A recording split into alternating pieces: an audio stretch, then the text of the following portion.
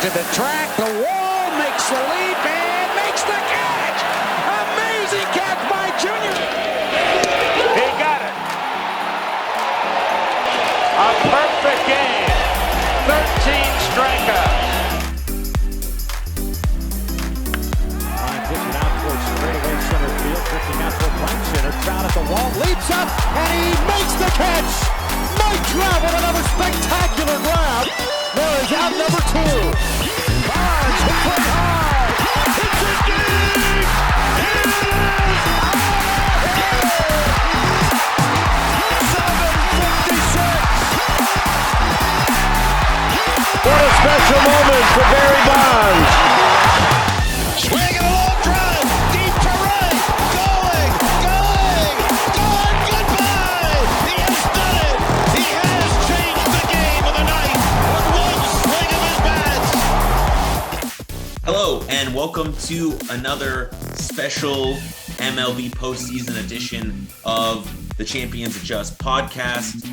We are youth baseball coaches, former baseball players, and just completely in love with the game of baseball.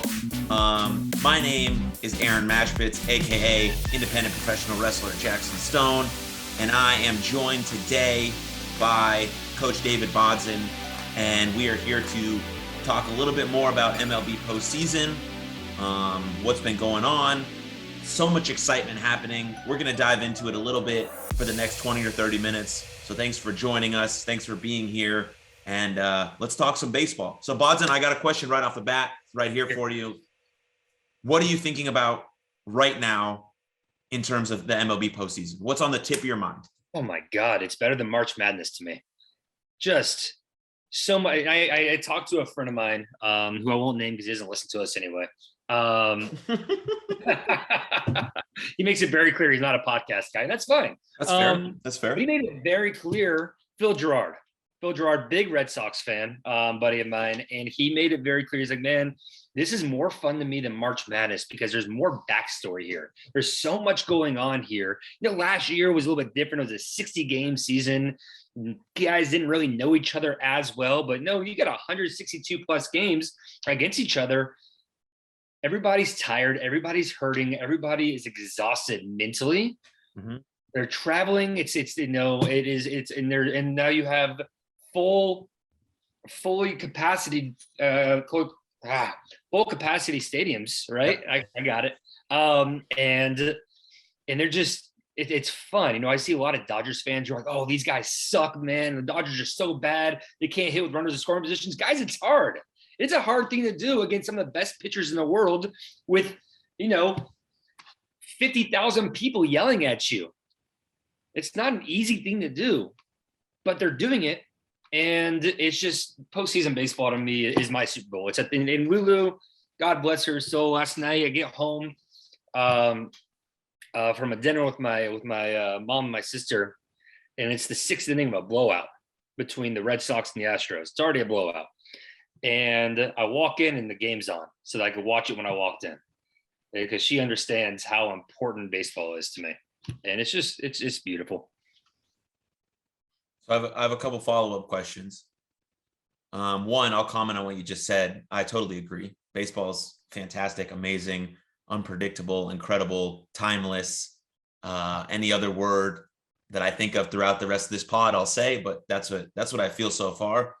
Like those that love baseball really love it because they understand it really deeply. But that leads to my question is, how do you get a casual sports fan, just a casual sports fan, someone who regularly watches hockey, football, basketball, soccer, to really fall in love with baseball? Because I know the season is long. 162 games is tough to get through because a win or a loss in the first few months of the season don't really matter like they do in a football season or a sort of a basketball season, but you know what I mean?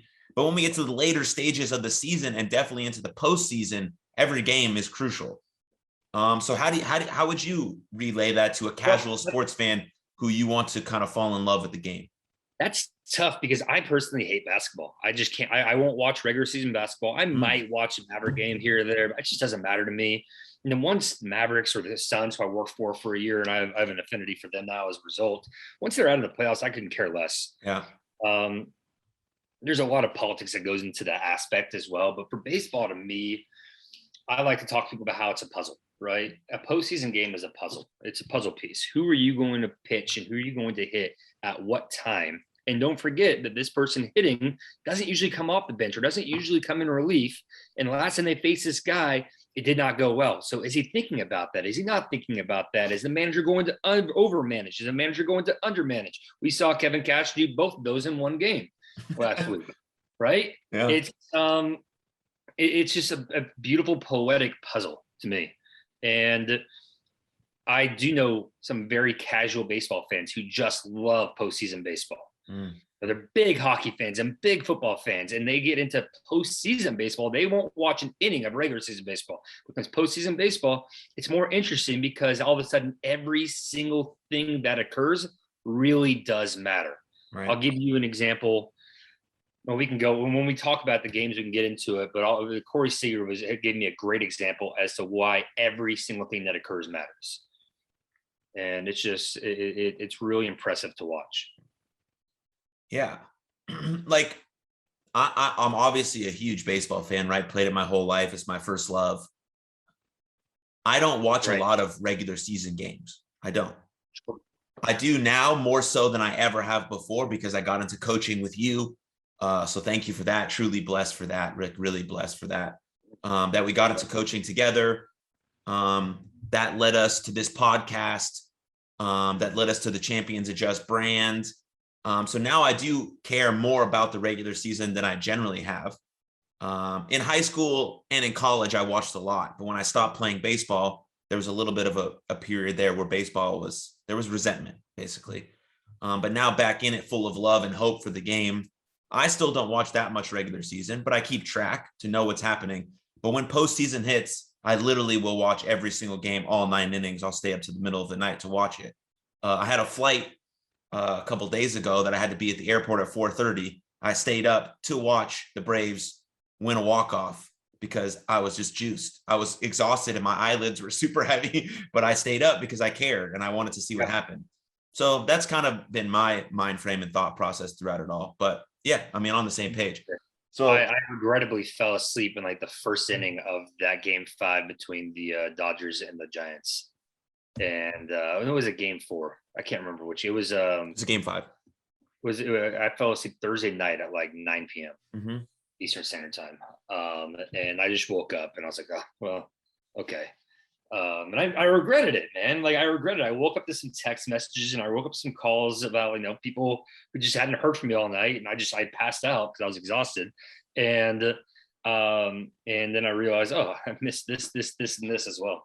Well, that's the first game I want to talk about quick. Okay. Thursday night, I'm in the airport again, trying to go to South Dakota to visit my friends. One of my old college teammates had a baby 4 months ago, and we wanted to celebrate that and meet the baby. Such a magical thing.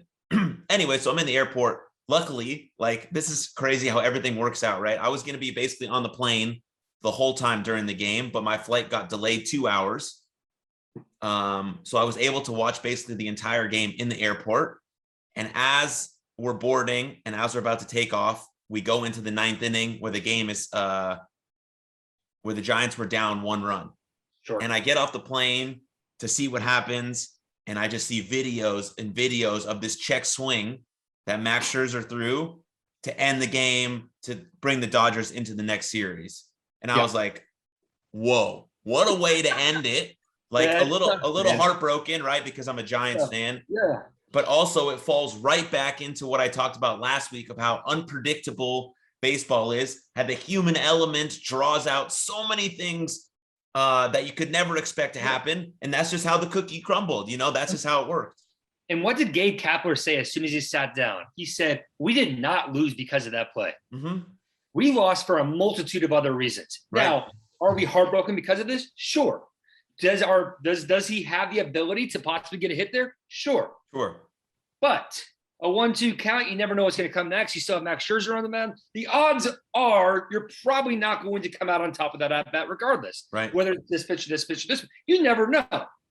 I will point to the Giants getting a great call during the season where the hands were like this, and they said, no, we did not go. We got the game going and they ended up winning. And, it's karma in baseball always evens itself out, right? Yep. Like, hey, you got away with this. You ain't going to get away with this. No. Was it a swing? No. I love the umpire's explanation. I don't have the he said something along the lines of I don't have the ability to see multiple angles, and it is a judgment call that you cannot review. Now, should they change that? Probably. Like that. Yeah. Should they change that? Probably. But Gabe Kapler just coming out straight up and saying we did not lose because of that call. That is a great way to be realistic, because it's not the reason you lost. We talked about that last week. Don't end up in that situation. If you really, really don't want an umpire to take the bat out of your hands in your season, don't put yourself in that situation in the first place. There are things that you can do throughout the game across 8 2/3 of an inning, 8 2/3 of innings, that you can figure out something to get yourself out of that situation that you just didn't do. And then now it comes down to the umpire. And I feel for that umpire. He's the pariah. I'm sure getting tons of death threats from Giants fans, as fans tend to do. They get very upset. Players are upset. Gabe Kapler, I thought, did a phenomenal job. And my respect for Kapler just went straight up when he just sat there. First thing he said, we did not lose because of this. Are we disappointed? Sure. Who knows what could have happened, but we had a great season. Right. That's the game of baseball right there. That's the game. Like, you never know what's going to happen. And you have to capitalize early on situations early in the game, especially with runners in scoring position in your 4th, 5th, 6th, 7th innings. So when you get down to the 8th, 9th inning and you're facing the team's best pitcher, could be your closer, could be Max Scherzer, that you're not down to one swing. And so the human element of baseball still exists. It's still based on judgment calls from people seeing it in that quick. And sometimes they get it right. Sometimes they get it wrong. But either way, it makes the game exciting. And I love when managers do that. They're like, we didn't lose because of this. We lost because of overall aspect. And we could have played better baseball throughout to prevent ourselves from being in that situation. So not only is Gabe Kapler incredibly handsome, he's incredibly handsome. Not easy hands. He's always, he was but he's a very smart guy, and he's a good baseball manager. So kudos to that guy. Apparently, Lulu recently told me that on her Instagram feeds and our TikToks, people are talking about how, if Gabe Kapler's managing, I'll watch the game. I don't know. If he's on the screen, it's kind of like Jimmy Garoppolo or Dansby Swanson. Like, hey, if he's on the screen, I'll watch it. Baseball is just full of handsome guys that look really good in pants and baseball hats. Just look at us. If you're watching us instead of listening to us, look at it. We're two very handsome people who just happen to be part of baseball. It's good for us. Yeah. And also, one last note. We talk about this all the time with the kids. Baseball is very much like life. You're going to make mistakes. You're going to have to come back. You self-talk. How are you going to bounce back strong and forget about what you just did? Because that's life in general. I'm going to make mistakes. I'm in sales. And if I make a mistake, that could be $10,000 out of my pocket because of one little mistake I made, right? And that's the same for an umpire. One little mistake could change the trajectory of things. How are you going to bounce back? And listen, people make mistakes, and that's the beauty of baseball. I think baseball teaches us to be human beings, and that it's okay to be human beings and make mistakes. Yep, absolutely. It's about bouncing back, speaking to yourself in a credible manner to keep building your confidence and your resiliency, and allowing yourself to be imperfect, but also allowing for growth and learning to take place in those tough situations. So yeah, absolutely. Okay, so now we move on. We have Astros, Red Sox, Game 4 tonight. Which is October 19th, 2021. This episode will come out on the Thursday, which is the 21st. But as of right now, the Red Sox lead the series 2-1. Thoughts on that so far, Bodson? Do you expect this kind of offensive onslaught that's been happening? I think we talked about that last week. We get Boston and we get Houston, then we're going to get 12 to 13 runs a game. And it's only coming from one side right now. You see Altuve and Correa and Bregman, they're struggling right now. They are, but also they are one win away from being okay.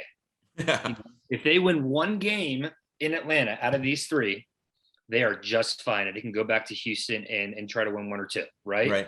I'm not surprised at all that Boston's scoring 9 to 12 runs a game. I am surprised that Boston's bullpen is holding the Astros to 5 to 6 runs per game. Right. Yeah, that's the big surprise so far, I think. Right. I was fully expecting each team to just get blown up on their bullpens and just absolutely get destroyed. And that's not the case for Boston right now. They're making a case to be a threat in the World Series, which we called them the weakest team in the playoff field.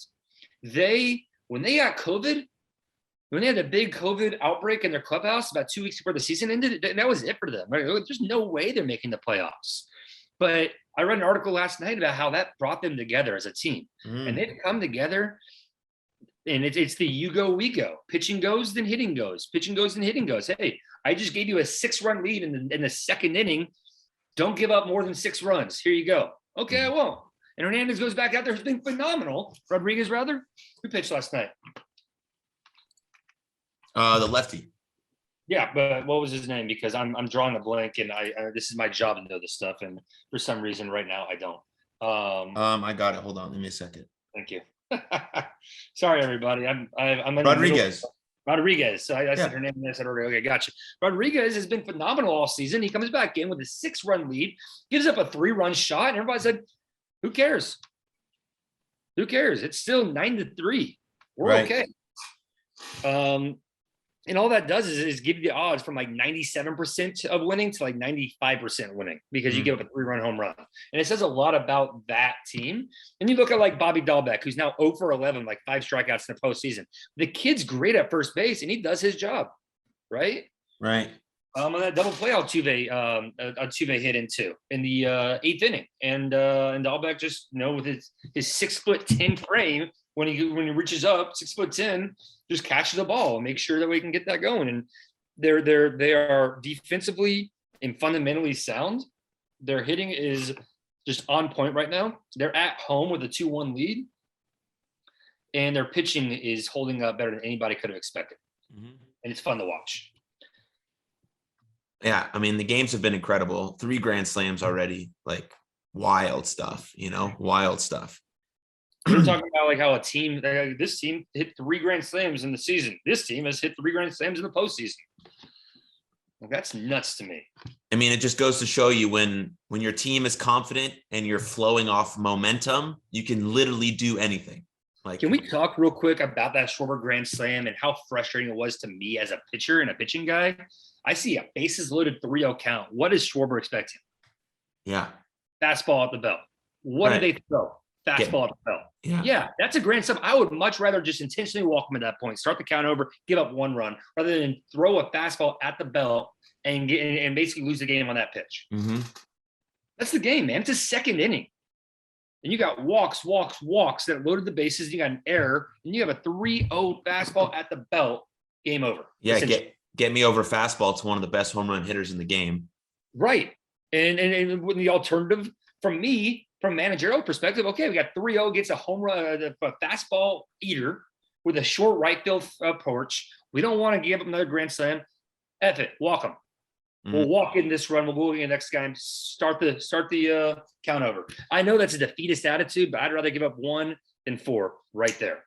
Well, you're giving Kyle Schwarber the Barry Bonds treatment, right? The only guy to get walked with the bases loaded.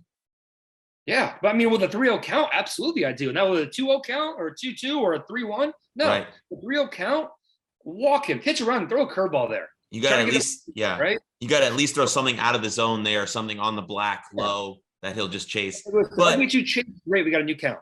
But maybe the pitcher was trying to do that, but he was really wild, and that's where the ball just ended up. But it was a fastball. So it was a fastball. It was a fastball.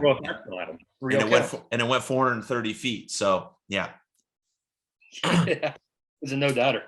Sure was. Okay, cool. I want to start by saying, well, not start by saying, but I want to say that everyone who listens to this show, I apologize for my predictions. They were awful, bad, wrong, not even close. Even last week when the games were in the middle of the series, I still got a do-over. I'm pretty proud of my do-over. I still picked the wrong teams. And I'm not going to make any predictions for these series or the World Series. I'm just going to see how it goes. I actually made some predictions with my buddies over the weekend on an episode of Jackson Talks, everybody. So if you really cared, you can go check that out. But I'm not making predictions here. I'm just going to comment and enjoy what's happening. So now we move into Braves Dodgers. Braves lead the series 2-0. And we're playing game number 3 today at 4 in Los Angeles, which is an amazing place to play a baseball game and an amazing playoff atmosphere. What are your thoughts going into game 3, Bodson? Man, what a fun first 2 games. So this is going to be, I think, a 7-game series. Yeah. Let's talk first about the fact that the Braves had a 2-0 lead to start last year. And, granted, it was, with very few fans in Dallas, Texas. So different atmosphere, but they had a 2-0 lead. I first want to give a big time shout out to somebody who'll never listen to this, and Corey Seeger, future Cardinal, hopefully. He saved the game. Hey, wait, I don't like that attitude. He might listen to this. You might listen. Corey Seeger, if you ever listen to this, man, welcome to the Cardinals. Yeah, I appreciate you, your glove, man. Listen, Bodson, listen.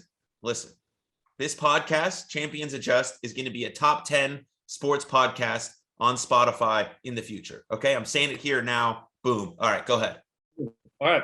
Corey Seager, I believe it was in the 8th inning. There was it was in the 9th inning. It was right before everything went down. So you have run around first, and they decided to bunt Dansby Swanson, right? It was a bad bunt, and you got to pick up, throw to second, and the ball was bounced, and 99% of the time that ball gets past Seager, and now you got runners on second and third. Seager picked that ball up somehow to get the out. It was an incredible play. Now, 2 batters later, there's a 105-mile-per-hour fastball coming in. It's kind of shorthanded, and it bounces. So he doesn't get weather on it. So game's over. He did what he could, and I was really impressed by his ability to keep that first ball in front of him. It didn't work out the second time around. Your boy Blake Treinen hanging a slider to Riley, game 1, and then Jansen, getting tagged with that ball up the middle by Rosario, who's had an incredible series. His defensively, I think he was 4 for 4 or 4 for 5 after that because he counted out a hit. So I'm really impressed by the Braves. Again, it comes down to pitching, and it also comes down to hitting. The Dodgers are not hitting, right? They're, I think, 2 for 27 or 26 something with runners in scoring position through the first 2 games. That's not going to hold up. They're going to get some hits. They're going to score some runs. Right. The Braves, they have really solid pitching. It's just a fun series. I kind of, I feel for Seager on that game too. I do believe that as they go, as they go back to LA, I think the Dodgers win 2 of these next 3. Yeah. And it's gonna be game 6, 3-2 Dodgers going back to Atlanta. Yeah. Yeah. Shout out to Blake Treinen, man, my former teammate. Threw great in game 2. So he came back really well, threw really good in game 2. So I'm always proud and pumped to see him on the bump. Go South Dakota State Jackrabbits. But one thing also to look at, even though the Braves are up 2-0, Freddie Freeman is basically non-existent at the dish right now, which is something interesting to look at because he's their best player, their best hitter. He's their leader, right? He's the guy. He's amazing. So watch out because he will get going. He's too good of a hitter. He sees the ball too well. He has too good of an approach at the plate. He will get going. So maybe at the same time, the Dodgers bats kind of get going. Freddie Freeman will get going. So we'll have, it'll be very even. And the thing about the Dodgers is they've been here before on numerous occasions. So down 2-0 to them, they're not freaking out. There's no pressure to them. They're still playing loose. I feel like the dugout is still very loose. At least that's what I assume as like a mental performance coach. I assume that that's what the vibe is. But tonight is a huge game for them. Tonight is almost a must-win game for the Dodgers because if they go down 3-0, that's extremely tough. So tonight is must-win for them, but I don't think they're pressing because when you press right? Things don't go the way you want them to do. So you got to keep kind of vibing and rolling. But some will give tonight. And, they got Buehler on the bump, who's an absolute stud. Yes. And he's ready to go. So tonight's a very interesting game. But I have another question for you, Bods. Yeah. As a guy who coaches third base on a regular basis, what do you think about our guy Ron Washington? Just letting it fly, baby. Yeah, I love him. Listen, man. Just letting it fly. Their style is aggressive. That's something I'm learning from our mentor David Lovell. Yep, he's gonna be on the pod soon. Next season, season 2. I can't wait. But then aggressive is the nature. One thing he taught me is runner on third. Hey, we go on contact. If it goes up, we read it and try to tag up. Otherwise, we're gone. Mm-hmm. It goes back to the pitcher, make him throw you out of home. And I see a lot of that in Ron Washington. He just lets it fly. Like, all right, you got runner on second, Dansby Swanson, base up the middle. Go. Make them make the throw. They have Mookie Betts who can make the throw. Mookie Betts. There's arms in the outfield, but get runs where you can off this pitching staff, and one of two things is going to happen. We're going to be safe or we're going to be out. Right? Be aggressive, and Phil Nevin was a little too aggressive with Aaron Judge in a really tough situation that got him fired ultimately. But Ron Washington's not getting fired, so I love what he's doing. I love the aggressiveness. I love the base running. It's just it's a fun team to follow. I know our friend Sander Bryan, who can't be with us again this week due to work. Braves fan, pumped for you, brother. I love this team. They're a lot of fun to watch. We'll segue into what the fans do in a second. But as far as the team goes, I'm a huge fan of I'm a huge fan of them. Yeah, and I'd like to relay that aggressiveness on the base pass to where we coach, which is in the youth sports. It's like you look at Major League Baseball, everyone has a pretty good arm at this point. Some outfielders have an even better arm than some, right? Obviously. But even with those high quality arms, they still have to make a perfect throw on the money. The person receiving the baseball still has to catch it and make a tag. All of those things are very hard. And that's at a major league level where they're the best in the world at what they do. Now you take it down a little bit into high school, even Division I, and definitely into youth sports, where the arms aren't as good, the accuracy isn't as tight, and now all of those things that go into play are even more pressure filled. So you have to do the perfect thing at the right time to make that out. So of course you want to be aggressive. You want to put pressure on the fielders.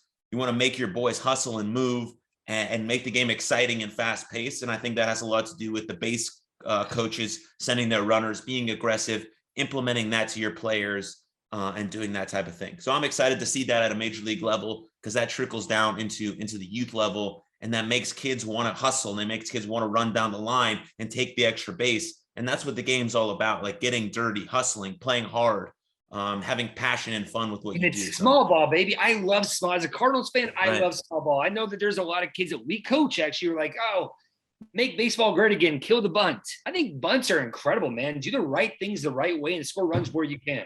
Right, absolutely. Everything counts. I love bunts. I love hit and runs. I love aggressiveness. Yeah. Force the defense to make the play. And if they do, tip of a cap. Awesome. Great play. Absolutely. If they don't, you got to run scored. Yep. Yeah. So we have one final thing to talk about. I'm going to let Bodson segue us into this. This is a pretty serious and delicate topic, so we're going to do our best to navigate these waters. And this will go right into like, oh, our society's soft, snowflakes this and snowflakes that. I will start off by telling you what I just told you before we started. I am a white Jewish middle-class American male. Not a ton offends me. It's just there's not a ton to offend me. But I have to realize, and it's my duty to realize, that while I might not be offended, I have not walked in the shoes of people who could be offended.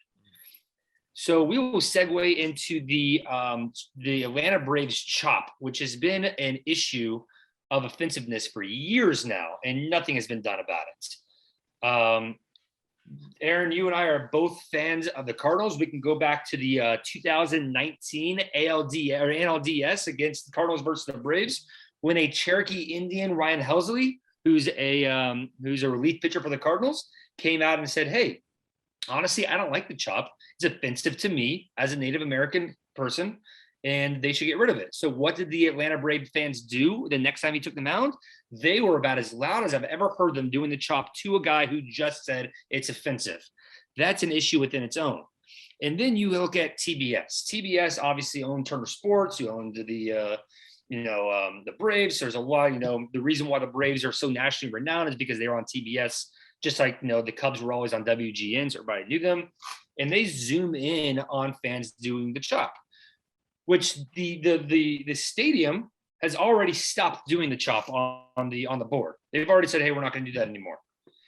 Again, it doesn't offend me. Why would it offend me? But there are enough people who have come out and said, hey, this is offensive. At the very least, TBS should not be zooming in on people doing this anymore, because they've already started to eradicate, the Washington Redskins, right? That is no longer a team name, because enough people said, hey, that's offensive. Again, never really offended me. I'm a big Cowboys fan. I thought the Cowboys-Redskins rivalry was fun. Didn't offend me, but it offended other people, and I care about those people. And so to me, I don't know. I think we're about to see, by the time this airs, I think we'll hear a lot more. Forbes magazine put out an article today saying TBS needs to be held accountable for showing it. The Chiefs do it, and there's articles about like, hey, why the Chiefs need to stop doing it, and Florida State does it, and it's a big part of culture. But when you see a lot of people who have not lived the lives of people who are offended by it, saying, hey, who cares? It's just for fun. That's not a good enough explanation to me. Mm-hmm. And I'll go back. I know you have a quote from Ryan Housley, but the fact that he said this is offensive to me, and the next day Braves fans just jumped on him and did something louder, was appalling to me. And I'm still not over it. It's been almost 3 years now, and I'm still not over it. Mm-hmm. And I while I really love this Braves team, I hate that the chop is living on in infamy and now on national TV with young indigenous people watching the game of baseball, watching this happen. I think it is bad for the brand. Yeah. It's my 2 cents on it. And I apologize if everybody feel free to text me, tweet me, call me soft, tell me what you really think about that. But that's where I stand. And again, I'll remind you that I feel this way, not because it offends me, but because I care about the people who it might offend. Yeah. So the quote and the time frame that Bodzit is speaking about, this is where the quote is from. So Ryan says, I think it's a misrepresentation of the indigenous people or Native Americans in general. It just depicts them in kind of a caveman type people way who aren't intellectual. They're a lot more than that. It's not me being offended by the whole mascot thing. It's not. It's about the misconception of us, the Native Americans, and it devalues us and how we're perceived in that way or used as mascots. The Redskins, which is now gone, Washington football team, and stuff like that. That's the disappointing part. Stuff like this still goes on and is just disrespectful, I think. So that is the honest opinion of someone who is an indigenous person, right? And so I think that has to be taken into account because he is giving a personal depiction of how he feels and what it makes him feel as a professional baseball player going to Atlanta and seeing these types of things. And that's where empathy is employed, right? Empathy is about trying to understand someone else's emotions and feelings while not feeling the same thing they are feeling. And that's what empathy happens, right? Our society is so unique, right? Everyone goes through different things, different traumas, different pasts, different environments, different cultures, different upbringings. All of those things shape who you are, but so does your background, so does your ethnicity, right? And all of those things matter and should be taken into account when talking about things that have national and world attention and make people believe or value certain things.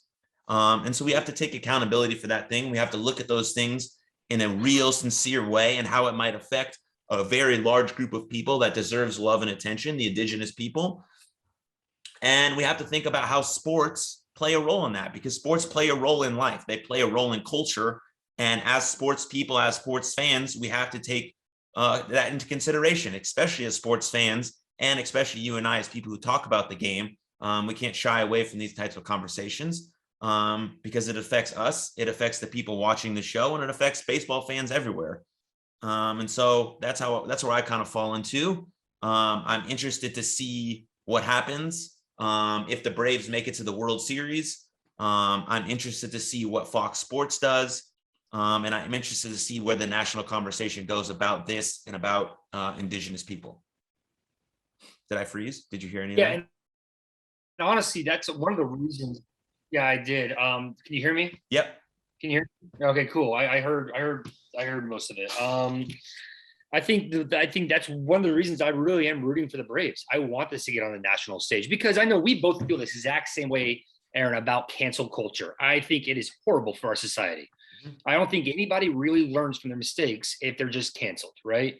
But if you look at, John Gruden, I heard somebody say, "Oh, cancel culture strikes again. John Gruden's fired." Well, no, he said some things and he was reprimanded, and then it turns out he said a lot more things, and now he doesn't have the locker room anymore. He can't have a job there anymore. That's not. I hope this does get on national. People who have it's just people need to have a voice that is more than what they're given right now.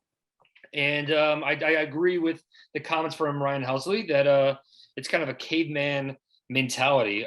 I hope this is on Fox Score every night for the World Series. I'm rooting for the Braves because I think that at the very least it needs to be part of the discussion. Yeah, we're having some issues here at the back half of this episode, but I'll do the best I can to chop it up and make it. Last thought, real quick before I get handed off to you. I hope this is on national TV so that we can start a conversation. Yep, absolutely. Cheers. Okay. Thanks for listening. Thanks for sticking with us, even through some of the audio internet issues. Hopefully we'll be back in person here soon, but Bodson's gotten his new job and he's getting that rolling. So we're happy for him with that. And, but we'll be back in person soon, maybe with Sander Bryan. Hopefully we send love to him. We send love to everyone listening. Keep watching playoff baseball, keep talking about it, keep tweeting about it, keep posting about it. And as always, no matter what life hits you with, champions adjust and you're a champion. So cheers. Have a good one. See you guys soon.